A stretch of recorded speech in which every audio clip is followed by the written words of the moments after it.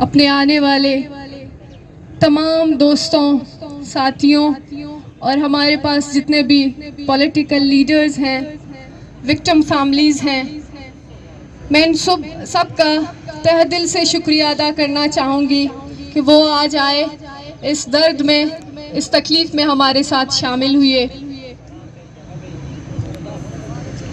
اصل میں شکریہ اس بات کے لیے کر رہی ہوں کیونکہ یہ ایک ایسا درد ہے، ایک ایسی نہ ختم ہونے والی تکلیف ہے کہ یہ ختم ہونے کا نام ہی نہیں لے رہی۔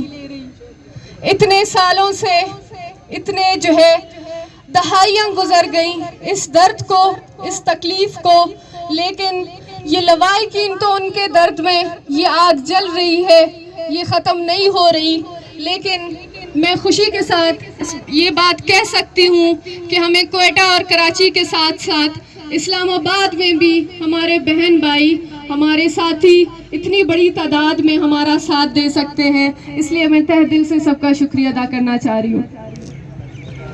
دوستوں اور ساتھیوں، ہم وہی لوگ ہیں جو کبھی کوئٹہ، کبھی کراچی، کبھی اسلام آباد کے پریس کلبوں پر، سڑکوں پر ٹٹرتی سردی میں یا جلا دینے والے گرمی میں، ٹھنڈی راتوں میں، جون جولائی کے دنوں میں ہر جگہ اپنے گمشدہ پیاروں کی تصویر لیے آپ کو نظر آتے ہیں۔ کبھی عدالتوں میں دھکے کھاتے ہوئے، کبھی کمیشنوں کے سامنے ذلیل ہوتے ہوئے، کبھی بارشوں میں، تو کبھی اپنے پیاروں کی تصویر لیے در بدر بھٹک رہے ہیں۔ جب ہم انسان اور انسانیت کی بات کرتے ہیں تو میں حیرانگی کے ساتھ اس کیفیت کا شکار ہوتی ہوں کہ ہم کس انسانیت کی بات کر رہے ہیں، کون سے انسانیت کا دعویٰ کر رہے ہیں۔ چونکہ ہم 21ویں صدی میں بھی کوئی اچھی سڑک، اچھی تعلیم، مکان اور نوکریوں کے لیے سڑکوں پر نہیں نکلتے، بلکہ ہم اس دور میں بھی اپنے پیاروں کی سلامتی کے لیے بات کر رہے ہیں۔ ہماری جنگ، ہماری جدوجہد صرف اور صرف ہمارے پیاروں کی زندگی کے لیے ہے۔ ہماری جدوجہد صرف یہ ہے کہ ہمیں بتا دیا جائے کہ ہمارا جرم کیا ہے۔ ہماری جدوجہد اس لیے ہے کہ مجھے بتا دیا جائے کہ میری والدہ کا کیا قصور ہے۔ ہماری جدوجہد اس لیے ہے کہ میڈم آمنہ مسعود جنجوعہ کو بتا دیا جائے کہ 16 سالوں میں اس کے شوہر کہاں اور کس حال میں ہیں۔ ہماری جدوجہد ان تمام بیویوں کے لیے ہے جن کو ابھی تک یہ نہیں پتا کہ وہ آدھی بیوہ ہیں یا ابھی تک رنگین چادر لیے اپنے شوہر کا انتظار کریں۔ ہماری جدوجہد ان بیٹیوں کے لیے ہے، ان بچوں کے لیے ہے جن کو آج تک نہیں پتا کہ وہ اپنے ہاتھ میں اپنے والد کا ڈیتھ سرٹیفکیٹ لے لیں یا پھر ابھی تک اپنے والد کا ایکسپائرڈ شناختی کارڈ لے کر انتظار کریں۔ انتہائی افسوس کے ساتھ ہمیں کہنا پڑ رہا ہے کہ ہم ایک بار پھر ادھر اسی ڈی چوک پر دوبارہ موجود ہیں اور ہمارے مطالبات وہی ہیں، وہی سادے سے مطالبات، وہی مطالبات کہ آپ اپنے بنائے ہوئے قانون کی حفاظت کریں، اپنے بنائے ہوئے آئین کی پامالی نہ کریں۔ دوستو، جب ہم اپنے لوگوں کے بارے میں بات کرتے ہیں تو سب سے پہلے ہمارے لوگوں کو غدار کا لقب دیا جاتا ہے، لیکن آپ سوچیں وہی ادارے جنہوں نے قانون اور آئین کے بنانے کا دعویٰ کرتے ہیں، وہی ادارے کئی سالوں سے اس قانون اور آئین کی پامالی کرتے ہیں۔ کیا سچ میں، کیا حقیقت میں اصل غدار یہی نہیں ہے جو بڑے بڑے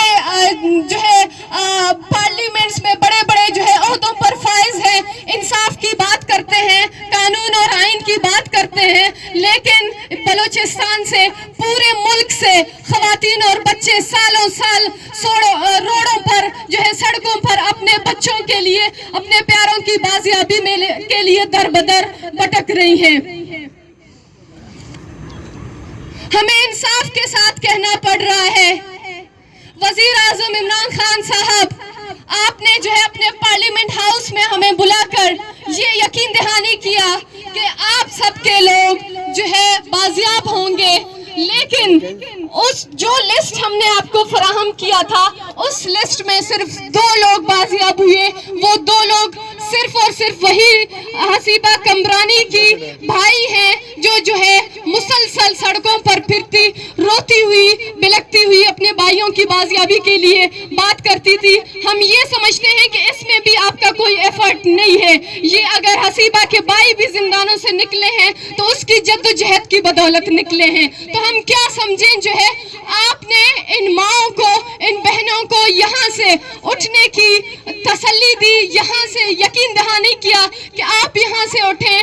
15 دن بعد میں آپ سے ملاقات کرتا ہوں اور آپ کے جتنے بھی مطالبات ہیں وہ پورے کیے جائیں گے. لیکن افسوس کے بعد 10 مہینے بعد وہی فیملیز دوبارہ اسی ڈی چوک پر موجود ہیں اور وہی مطالبات ہیں ان کے.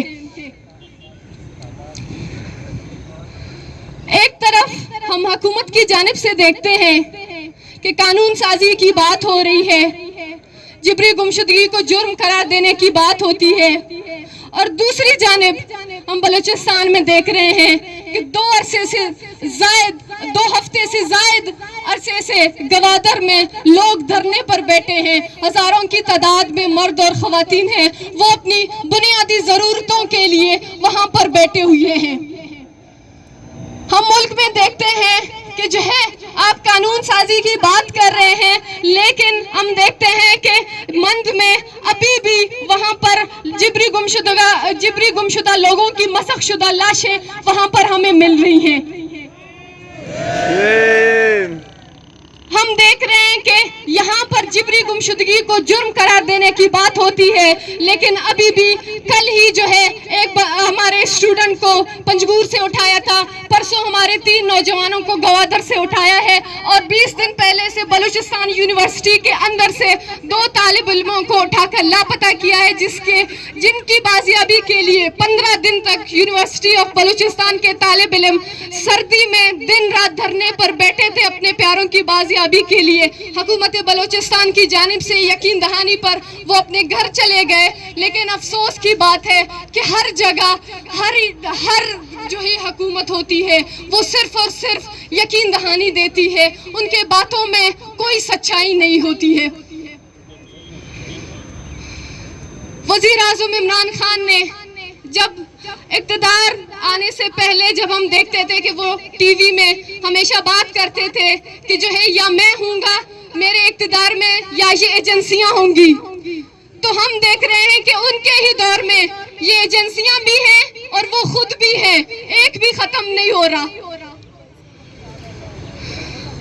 میں وزیر اعظم عمران خان صاحب سے درخواست کرنا چاہوں گی کہ اگر وہ اس مسئلے پر بے بس ہیں تو وہ اس طرح کی یقین دہانی کرنا چھوڑ دیں. اگر یہ حکومت لاپتہ افراد کے مسئلے پر جو ہے بے بس ہے وہ ہمیں جھوٹی تسلیاں دینا چھوڑ دیں. اگر یہاں کے جو ہے سپریم کورٹ اگر اس مسئلے پر بے بس ہے تو ہمیں اس طرح جو ہے ہر نئے دن میں نئی تاریخ دینا چھوڑ دیں. پھر ہم جانے اور یہ ریاست جانے، پھر ہمیں جو ہے آپ پرامن شہری اور پرامن جو ہے لوگ کیا جو ہے لقب نہیں دے سکتے، کیونکہ اگر آپ دہشت گردی پر اتر سکتے ہیں تو ہم بھی اپنے پیاروں کے لیے کچھ بھی کر سکتے ہیں.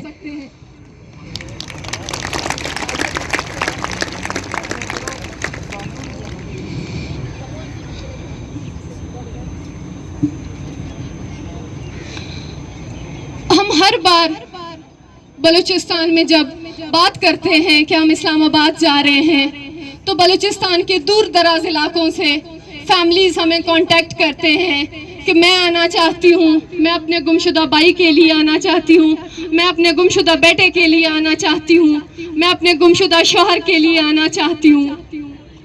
مجھے افسوس ہے کہ یہ وہی مائیں وہی بہنیں ہیں جنہوں نے آج تک اسلام آباد کی میرے خیال میں کوئی تصویر تک نہیں دیکھی ہے، وہ آج یہاں پر موجود ہیں صرف اور صرف اپنے پیاروں کی بازیابی کے لیے۔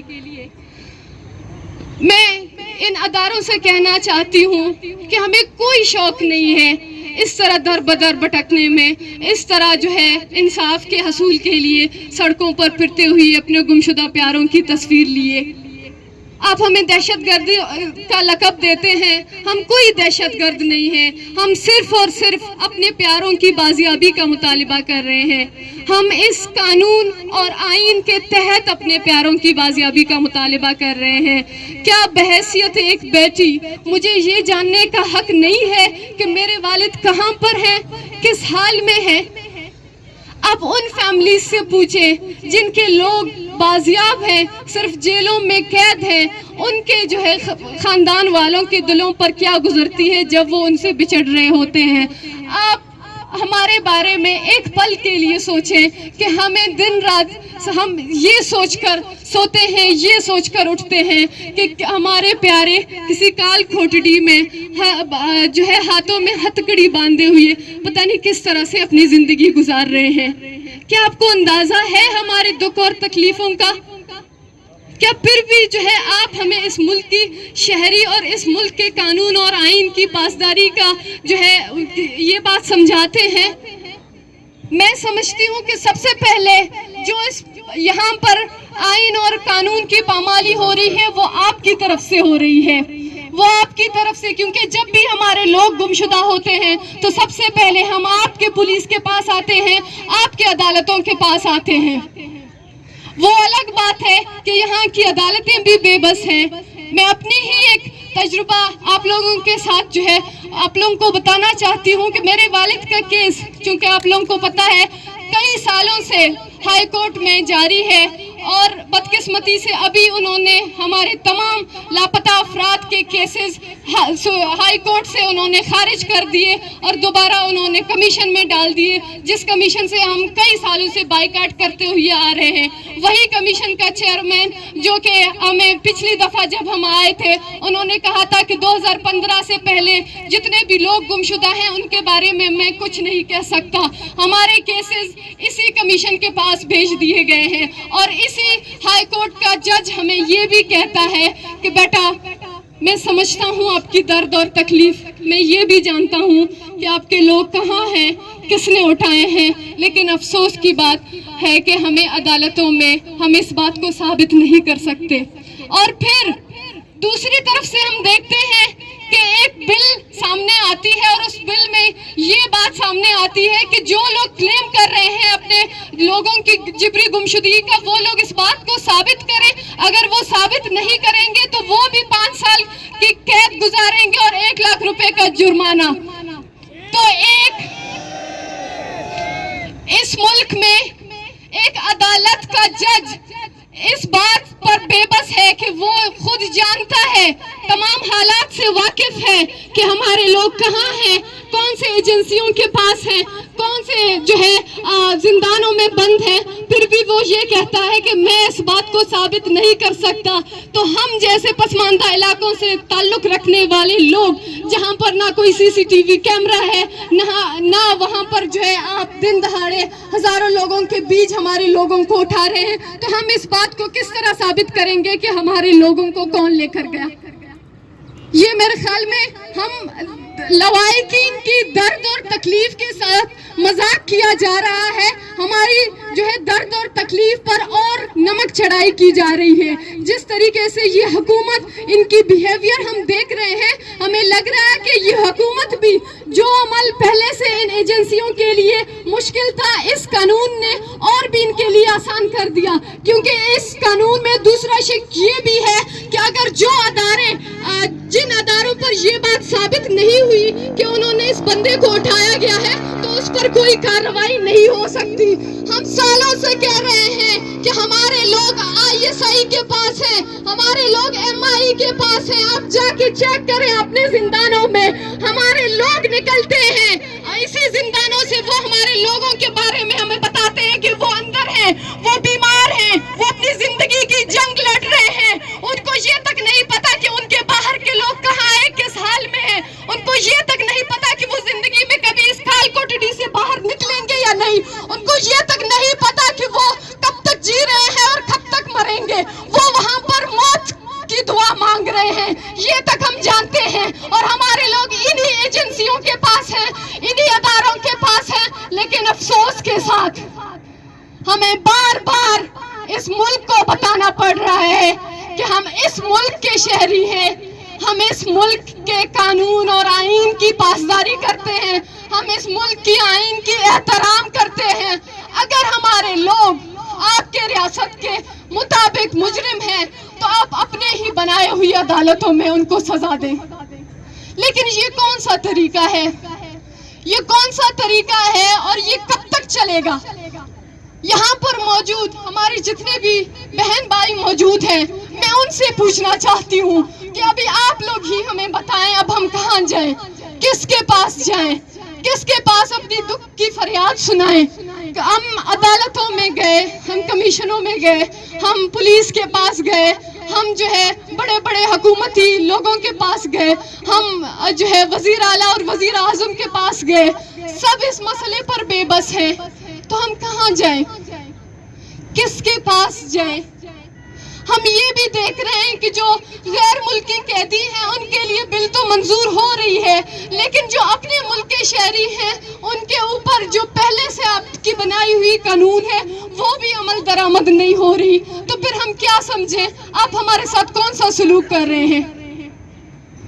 آپ تو ہمارے ساتھ, میں سمجھتی ہوں کہ جو بھارتی جاسوس کلبھوشن یادو ہے اس سے ہم لوگ جو ہے اس کے خاندان سے زیادہ بدقسمت ہیں, اس کی فیملی ہم سے زیادہ خوش قسمت ہے. وہ یہ تک جانتی ہے کہ ان کے لوگ کہاں پر ہے. کلبھوشن یادو کی بیٹی یہ تک جانتی ہے کہ اس کی جو ہے والد کہاں پر ہے, کس حال میں ہے. افسوس کے ساتھ اس ملک کے شہری ہوتے ہوئے, اس ملک کی ایک بیٹی ہوتے ہوئے مجھے یہ تک نہیں پتا کہ میرے والد زندہ ہے یا نہیں. یہ دور کی بات ہے میرے والد کہاں ہے, کس حال میں ہے, میں یہ تک نہیں جانتی ہوں کہ میرے والد زندہ ہے یا نہیں. پھر ہم کیا کریں, آپ ہمیں بتائیں اور کون سا طریقہ رہ گیا ہے اور ہم کہاں جائیں؟ ہمیں جو ہے اپنے گھروں میں سکون نہیں ملتی, ہمیں اپنے گھروں میں چین نہیں ملتی. ہم جائیں تو کہاں جائیں؟ سڑکوں پر ہماری زندگیاں گزر گئیں. یہ چھوٹی چھوٹی بچیاں ہمارے ساتھ ہیں, یہ اپنے اسکولز چھوڑ کر آتی ہیں, یہ اپنے کالجز چھوڑ کر آئی ہوئی ہیں. میری اپنی یونیورسٹی کے ایگزامز ہو رہی ہیں, میں اپنے ایگزامز چھوڑ کر آئی ہوں. اور آپ ہمیں کتنا جو ہے اذیت دینا چاہیں گے؟ آپ کون سے اس ناکردہ گناہ کی سزا ہمیں دے رہے ہیں جو ختم ہی نہیں ہوتی؟ آپ کون سے اس ناکردہ گناہ کی سزا ہمارے گھر والوں کو دیتے ہیں جو ایک سیکنڈ کے لیے یہ تک نہیں جانتے کہ ان کے لوگ کہاں ہیں اور کس حال میں ہیں, آیا وہ کبھی آئیں گے بھی یا نہیں؟ میں سمجھتی ہوں کہ جو عمر قید کی سزا ہوتی ہے وہ بھی 14 سال کی ہوتی ہے. میرے والد کو 13 سال کا عرصہ ہو چکا ہے, اب 1 سال ہونے کو ہے کہ ان کی جو ہے عمر قید کی سزا بھی مکمل ہونے والی ہے, لیکن وہ اب تک گمشدہ ہیں. وہ کون سا جرم ہے کہ وہ عمر قید کی سزا کے بعد بھی ختم نہیں ہوتی؟ وہ کون سا جرم ہے کہ جس کی جو ہے سزا آپ کے قانون اور آئین میں بھی نہیں ہے؟ آپ کس طرح کا سلوک کر رہے ہیں ہمارے ساتھ؟ ہم تھک چکے ہیں, ہم جو ہے ٹوٹ چکے ہیں, ہم ریزہ ہو چکے ہیں. ہمیں اور کوئی بھی حوصلہ نہیں ہے بار بار سڑکوں پر آنے کی. ابھی میں وزیر اعظم عمران خان صاحب سے اپیل نہیں کرنا چاہتی, ابھی میں صاف جو ہے آرمی چیف سے یہ اپیل کرنا چاہوں گی کہ ہمارے لوگ بازیاب کرائیں, ہمارے لوگ جہاں پر بھی ہیں جس حال میں ہیں ان کو بازیاب کرائیں, کیونکہ ہم اور مزید اس دکھ کو, ہم اور مزید اس تکلیف کو برداشت نہیں کر سکتے. اگر دوسری دفعہ ہم اسلام آباد میں آئے تو پھر ہم ڈی چوک پر نہیں آئیں گے, پھر ہو سکتا ہے ہم GHQ کا رخ کریں.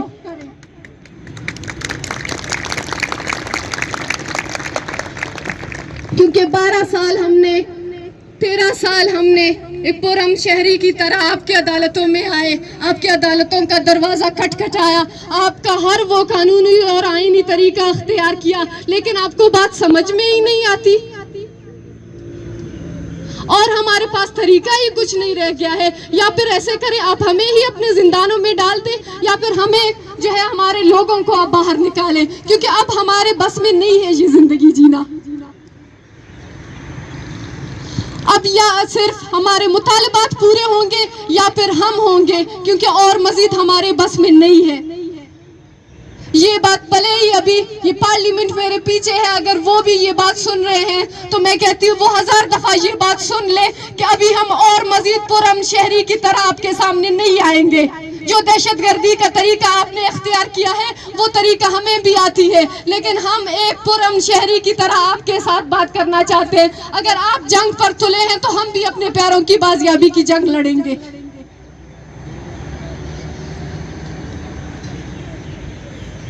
جس طرح سے ہمارے لوگ جس تکلیف میں, جس درد میں, جس طرح ان کی راتیں گزرتی ہیں, جس طرح ان کے دن گزرتے ہیں, وہ جس کیفیت میں ہوتے ہیں, وہ جس طرح کی نفسیاتی مریض ہوتے ہیں, یہ ان کو ہی پتا ہے. کیونکہ آپ تو اپنے بڑے بڑے بنگلوں میں بیٹھے ہیں, آپ کہاں ہماری دکھ سمجھ سکتے ہیں, آپ کہاں ہماری تکلیف سمجھ سکتے ہیں. اب ہمارے پاس ڈائریکٹ GHQ کا راستہ رہ گیا ہے کہ ہم ادھر جائیں گے اور ادھر ہی اپنے مطالبات منوائیں گے.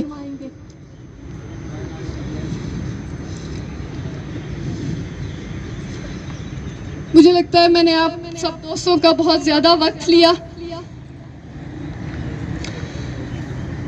چونکہ ابھی یہاں پر پریس کلب کے سامنے, نیشنل پریس کلب کے سامنے ایک کینڈل ویجل بھی ہو رہی ہے, اور وہاں پر ہم لوگوں کو دعوت دی گئی ہے.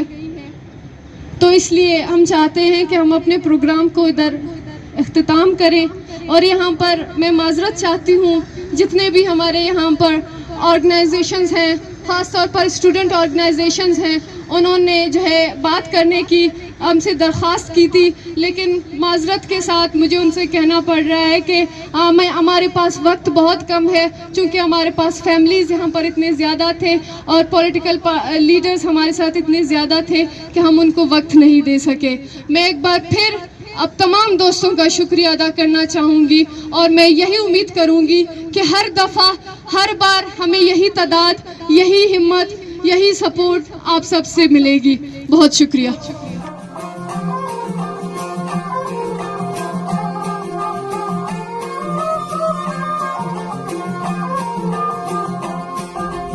زرمبش